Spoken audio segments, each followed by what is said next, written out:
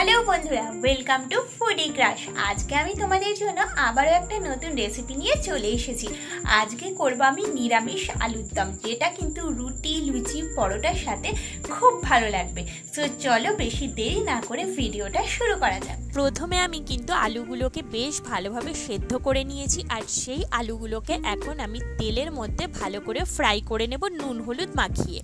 तारपर ओई तेलेई आमी फोड़न हिसाबे दिए देब तेजपाता, शुकनो लंका और पाँच फोड़न।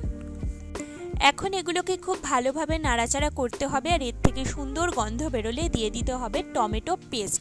আমি এখানে দুটো বড় সাইজের টমেটো নিয়েছিলাম, তোমরা এখানে তোমাদের পরিমাণ অনুযায়ী কিন্তু টমেটোটা নিয়ে নিতে পারো। টমেটোটা খুব ভালোভাবে নাড়াচাড়া করে তেলের সঙ্গে হালকা ফ্রাই করে নিতে হবে যাতে টমেটোর কাঁচা গন্ধটা চলে যায়।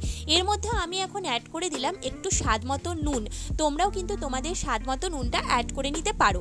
এবার দিয়ে দিলাম হলুদ গুঁড়ো আর তার সঙ্গে দিয়ে দেব আমি লঙ্কা গুঁড়ো।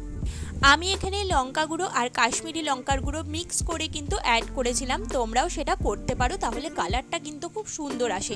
তোমরা নিজেরাই দেখতে পাচ্ছ যে কত সুন্দর আস্তে আস্তে কালারটা হয়ে যাচ্ছে। এখন এর মধ্যে দিয়ে দিতে হবে আদা বাটা। আমি কিন্তু এখানে আদাটা গ্রেট করে দিয়েছিলাম আর দিয়ে দিয়েছি সামান্য পরিমাণে হিং। এগুলো এখন খুব সুন্দরভাবে এর সঙ্গে মিক্স করে নিতে হবে। এখন এর মধ্যে অ্যাড করে দিয়েছি দুটো কাঁচা লঙ্কা। আমি যেহেতু অল্প পরিমাণে রান্না করছি তাই বেশি পরিমাণে লঙ্কা কিন্তু আমি দেইনি। আর দিয়ে দিয়েছিলাম ভাজা বাদাম।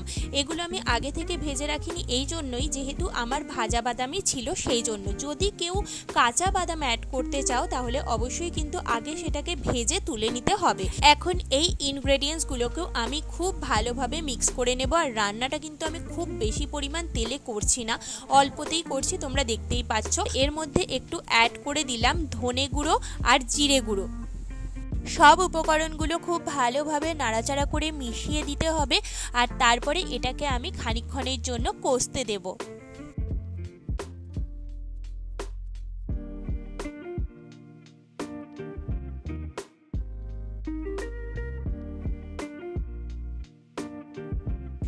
এখন আমি এর মধ্যে পরিমাণ মতো জল অ্যাড করে দিলাম। আমি খুব বেশি পরিমাণে জল কিন্তু দেইনি, কারণ আমি বেশি পরিমাণে ঝোল রাখবো না, একটু ঘন গ্রেভি রাখবো, সেই জন্য জলটা আমি আমার আন্দাজ অনুযায়ী দিয়েছি।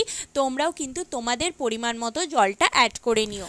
জল দিয়ে খানিকক্ষণ ফুটতে দিয়েছিলাম আর তারপরে দেখো বেশ খানিকটা ঘন হয়ে গেছে গ্রেভিটা।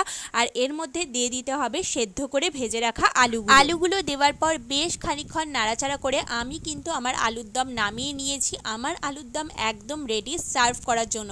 তোমরাও বাড়িতে ট্রাই করে জানিও যে তোমাদের কেমন লাগলো। আজকের ভিডিওটা এই অবধি।